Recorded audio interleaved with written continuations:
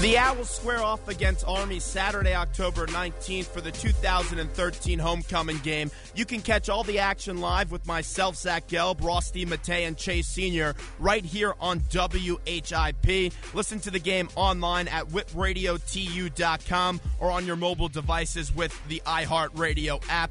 Wednesday, Zach Gelb here flying solo on the main event. Philly's #1 college radio station, WHIP. 215-204-9449 is our number. Last year when Temple played Army, Montel Harris had a sensational game, but before the game we did get to talk to Coach Rich Ellerson, and with Army coming in for homecoming this Saturday at 1 o'clock, the head coach of the Army Black Knights joins us right now. Rich, it's Zach Gelb here. First off, congratulations on a good start to the season, and how are you? Thanks, Zach. It was a rough start, but we've done a little bit better the last 3 weeks. Yes, certainly against that game up against Eastern Michigan. And there's been a lot of off-the-field issues that we've been hearing with the whole government shutdown, and there was possibly an opportunity that you guys wouldn't have been able to play. We all know that certainly isn't all that true. But has that been a distraction to your football team as you guys are getting ready to prepare for Temple? No, to be honest, it really hasn't. You know, we've assumed that we're playing. Pretty much, it all came to a little bit of a head before Boston College, but that's one of the things we struggle with here sometimes. Just how demanding the schedule for a cadet is. Well, in this case, it helped us because frankly, there's not a lot of time standing around the water cooler wondering what they're going to do in Washington D.C. Everybody had their head down. We were working hard. We were expecting to play. We did play, so it really was a non-event from an internal standpoint. And that's one thing that I find really remarkable about your program is it takes the special player, the right player, to go and play Army football because of the requirements that come with it. When you have a recruit that's interested in being in the Army and also playing football, what do you say to them to kind of pitch them to come play for Rich Ellerson and the Black Knights? Well, I think you're not really pitching Rich Ellerson. You're pitching the institution. This is a path that is extraordinarily demanding. Obviously, you're looking for there's a relatively small subset of guys that fit this institution's what it's looking for, what it takes to be successful here, as well as be able to play at this level. So you're talking to a relatively elite group of guys to start with, and this path defines itself. You talk about what the institution stands for. If you just read the institution's mission statement, it kind of okay, I got it. That's different. We play the same game, but we play it for a lot of different reasons than I think most people play and most people choose to talk about. You know, this is a team building leadership laboratory. It is part of the larger developmental experience for a cadet. We never lose sight of the big picture. We never lose sight of where we are and why we're here and why we're doing these things, to include playing this silly game that we love so much. And I was actually kind of upset because I made the trip out to Michie Stadium last year, and it was so incredible before the game with all the cadets being out there. And it's a nice, close stadium, and you feel a lot of the fan base there, and the students are always there until the final whistle. And I saw that you're coming to Philadelphia this year, and you're no stranger to Lincoln Financial Field, but Michie Stadium is really one of the most underrated stadiums in all college football. Well, I don't think it's largely recognized as such. You know, a game day at West Point is unlike anyone in the world, any place else in the world, and as you're right to assume it's a special experience. You know, for the guys that are actually playing in the game, some of that can be lost on them because, as you say, they've got their head down. They're focused on what's happening out between the white lines. Again, and whether we're at home or on the road, that's where our focus is as a football team. That's what any good football team has to do. We love playing here. We love that relationship we have with the larger core of cadets. It is unique and special, but I'll be surprised if we don't have a few guys in the stands down there that follow us to Philly. Rich Ellerson joins us on the hotline, Philly's #1 college radio station, WHIP. His team sits at 3-4 as they go up to play Temple homecoming, coming up at the Link on Saturday at 1 o'clock. And, Coach, there's a new head coach in town for the Temple Owls, and that's Matt Rule. Last year you saw a lot of running in this football game under Steve Addazio, but with Coach Matt Rule, he went to that pro spread, so you see a diverse attack on the offensive side of the ball. What do you notice so far about Matt Rule's offense? Well, there's some carryover. You know, they'll run the football, and they say they do spread you out, and they do challenge in a lot of different ways. But they're not adverse to running the football, and certainly they'll look at the last couple of years and the success that Temple's had running the football against us, and I'm sure we'll get our share of that too. They're a team that they're a gifted team. They're a team that, as you say, they're adapting to a slightly different style of play than they've had in the past. But they are making those adaptations, and they're gaining on it. We see a gifted outfit. We see a bunch that's played like us. They've played some really good people really well the last couple of weeks, and we're acutely aware of the success that they've had against us the last few years. It hadn't been close; they just clobbered us. So we're preparing hard. We know we're in for a real fight. And then they have a new quarterback as well. Connor Riley started the year off in Notre Dame, but midway through that Louisville game, they went to P.J. Walker, who's a freshman. He won a state championship in high school over at Elizabeth. And P.J. Walker, he could throw the ball 50 yards downfield, as we've seen his arm so far to Robbie Anderson late in that Louisville game, and he could also run the ball as well. When you go up against a quarterback that could throw the ball that far downfield and also extend the plays with his legs, how tough of a matchup is that for your defense? Oh, it's tough on anybody's defense. As they say, they can spread you out. They from sideline to sideline with personnel, and as you say, PJ's arm can impact the entire field. And then there's a lot of space to defend, and then his legs get started, and you've seen better players than we have struggle with him in space. So it's formidable. You've got to you've got to try not to be predictable a little bit. See if you can force an error along the way. But again, and then you just can't help but know that our recent history with them, just their ability to run the football, and their offensive line's productivity against us the last couple of years. Holy cow! It's a nightmare.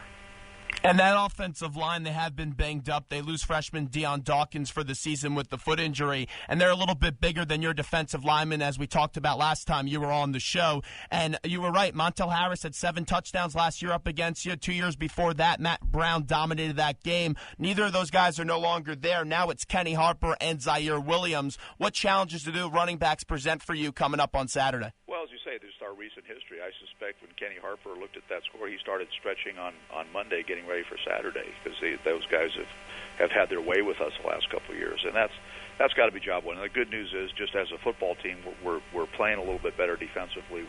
We're playing the run better. We're playing, not every week, not every play, but we've played better on defense, and we're getting some stops along the way. But that's going to be sorely tested. And you mentioned that. PJ's play changes everything. When his legs get involved, when the quarterback's legs get involved, and then his arm can impact the whole field. You keep counting, looking for that 12th and 13th defender to somehow be sound against these guys. Rich Ellerson joins us, the head coach of the Army Black Knights. They come in Saturday to Lincoln Financial Field for homecoming. We'll have the call on WHIP, Philly's #1 college radio station. Our coverage starts at 12:30. Kickoff is at 1 o'clock. And, Coach, let's not forget about your running attack, because they're #1 in the nation. Baggett and Dixon, they look sensational so far throughout the first 7 games of the season. Well, the offensive unit is a relatively veteran group that knock on wood, has stayed relatively healthy. We had the big loss. We don't have our great Pennsylvania running back with us this week again. So we're not maybe 100%, but as you say, Terry's picked up the slack from Ray Maple's absence, and if you will, if there's any slack to be picked up. I mean, I think we know how productive Raymond's been in this offense, and we were really looking forward to having Raymond and Baggett and Dixon all out there together. That lasted for a couple of quarters, and now we're but that's a veteran group that's played a lot of football. Angel's done a wonderful job of stepping into that quarterback position and picking up, and he's a product of a lot of reps in the practice environment, but he's an efficient player at quarterback, and our offensive line, while, like you say, we're undersized, they're an athletic group that knows what they're doing. The thing that we've got is the thing that's maybe a little different is we've got a little bit more playmaking ability at receiver. Those aren't wide blockers; they're wide receivers now, and people are having to play us accordingly, because we can get the ball out to the edge, and we can't get the ball over your head if you don't pay attention. So, part of our success on these last few games has been our offense's ability to stay on the field and be productive, and of course take care of the football. What's the message to your team? Because you're at 3-4. That's a tricky spot. You're flirting just around a little bit under 500, and you're still in play for a bowl game. So when you go out there on Saturday, what's going to be the message to your team? Because this is an imperative game. If you win this game, you're back at 4-4, and you're right in a bowl hunt. Well, every game is like that.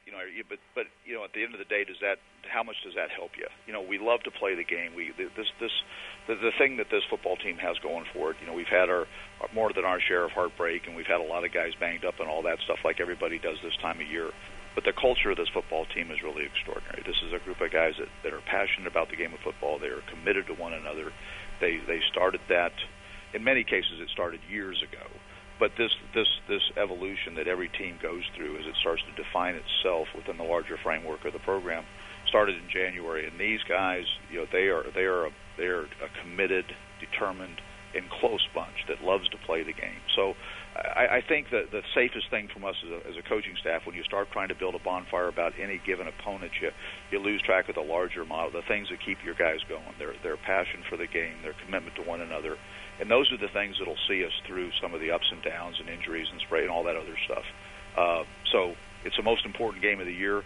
But the reason it's the most important game of the year is it's the one we play this week. It's the only one you get to play all week long. And this, as I say, this game and this team is so important to our guys.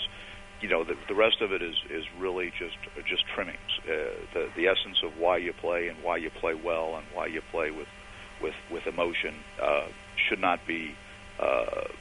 It shouldn't be that fragile. And this is Matt Rule's first year on the job, and they haven't got off to the most ideal start, although they did play well early on in that Notre Dame game, and they had some few tough losses over the course of the way. I know it wasn't your first year on the job last year, but your team started off 0-4. When you're struggling to get a win, and some people throw out the term desperate, and Temple wants a victory on Saturday in the worst in the worst way, what's that feeling like as a coach when you start off the year 0-4 and you're really looking for that first victory? Well, I think some of the same things that help you when you really got it going. Again, that ability to stay in the moment. You build your argument around the moment, and the moment is the next opportunity. I think as they look at their schedule and obviously their team, they're acutely aware of the success they've had against us. Their players know what it felt like to be in Michie Stadium last year and what those physical matchups felt like and looked like.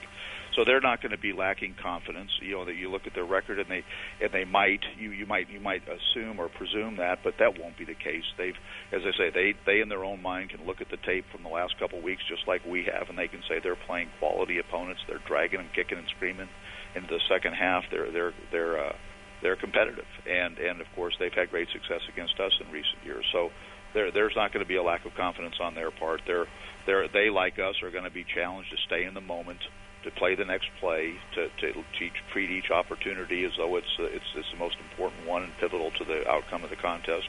And if you'll do that, you might like the scoreboard when you look up. And that's sort of our mantra. That's what's helped us through the rough spots. We're not out of the woods by any stretch of the imagination, as you mentioned.